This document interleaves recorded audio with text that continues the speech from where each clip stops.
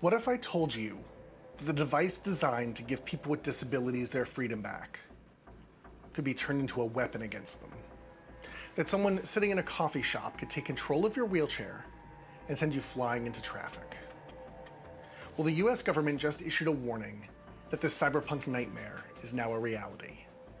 The Cybersecurity Infrastructure Security Agency, CISA, just dropped a bombshell. They've identified a critical vulnerability in Will Model C2 electric wheelchairs and Model F power chairs that scores a 9.8 out of 10 on the danger scale.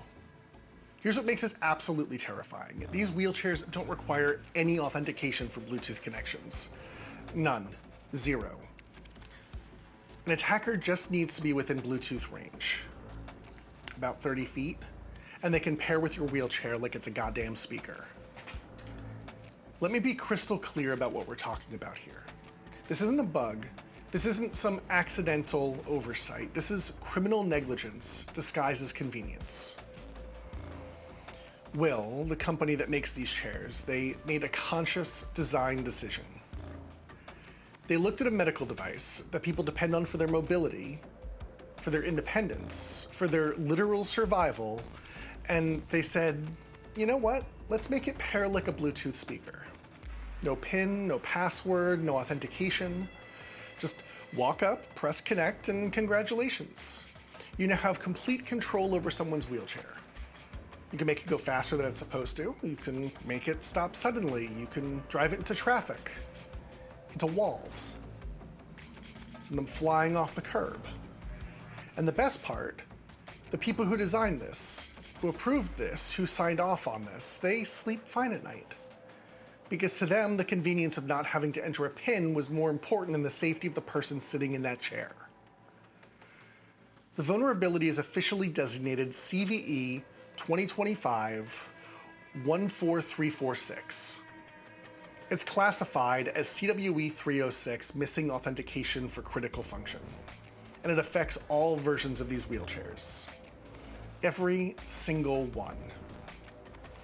Here's generally how it works. I'm sitting in a coffee shop with a laptop. I see someone roll by in a Will Model C2. I open my Bluetooth settings. I see Will C2 pop up in the device list. I click connect, and that's it. I'm in. From there, I can issue movement commands. I can override the speed restrictions that are built in for safety. I can manipulate the configuration profiles. You know, those settings that are supposed to make the chair work specifically for that person's needs. And I can do all of this without the person in the chair even knowing, without them approving the connection, without them even realizing anything is wrong until their chair suddenly lurches forward or stops working entirely. And here's where this goes from tragic to absolutely fucking absurd. You know what CISA, the government's cybersecurity agency, recommends as a solution? They tell users to minimize network exposure and use firewalls. Firewalls for a Bluetooth vulnerability. Let me spell this out for the government bureaucrats who apparently failed basic technology class. Bluetooth is not Wi-Fi. Bluetooth is not Ethernet. Bluetooth doesn't go through your router. It doesn't go through your firewall. It doesn't go through your network at all. Bluetooth is a direct wireless connection between two devices. You can't firewall Bluetooth. That's like telling someone to lock their front door to prevent someone from breaking their window. It's not just useless advice. It shows that they don't even understand the problem they're supposed to be solving. This is the agency we're supposed to trust with cybersecurity. These are the experts. They looked at a Bluetooth vulnerability and said, have you tried turning your firewall on and off again? This isn't just incompetence. This is dangerous incompetence, because while they're giving people advice that won't protect them, those same vulnerable people are still rolling around in hackable wheelchairs thinking maybe a firewall will save them. But here's the thing. This wheelchair vulnerability, it's not an isolated incident. It's not one bad company making one bad decision. This is the tip of a very, very large, very dangerous iceberg. We've seen vulnerabilities in MRI machines that could let attackers alter scan results. We've seen heart monitors that can be hacked to show false readings. We've seen insulin pumps that can be remotely commanded to deliver fatal doses. We are living in a cyberpunk dystopia where the technology that's supposed to keep us alive can be weaponized against us, where medical devices have become attack vectors, where the most vulnerable people, those who depend on technology for their very survival, are now the most attractive targets. And every single one of these vulnerabilities traces back to the same root cause.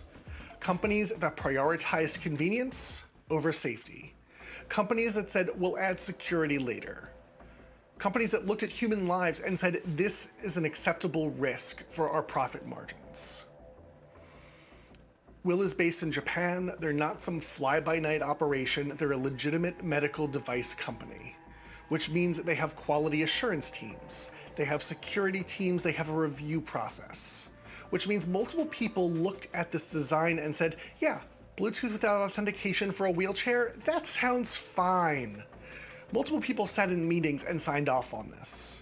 Multiple people tested this and said, ship it. Multiple people decided that the small inconvenience of entering a PIN was worth more than the safety of the person who would be sitting in that wheelchair. And those people, they're not facing criminal charges. They're not being sued into oblivion. They're probably getting bonuses for bringing the product to market quickly and under budget. So what do we do about this? First, if you or someone you know uses a Will Model C2 or Model F, contact Will immediately. Demand answers. Demand a fix. Demand accountability. Second, we need to start treating medical device security like the life or death issue that it is. We need criminal penalties for companies that ship insecure medical devices. We need mandatory security checks when companies prioritize convenience over safety. And most importantly, we need to stop accepting this as normal. We need to stop shrugging and saying that's just how technology is, because it's not. This is a choice. This is a decision. This is negligence disguised as innovation. The cyberpunk authors warned us about this. They told us about corporations that would treat human lives as acceptable losses.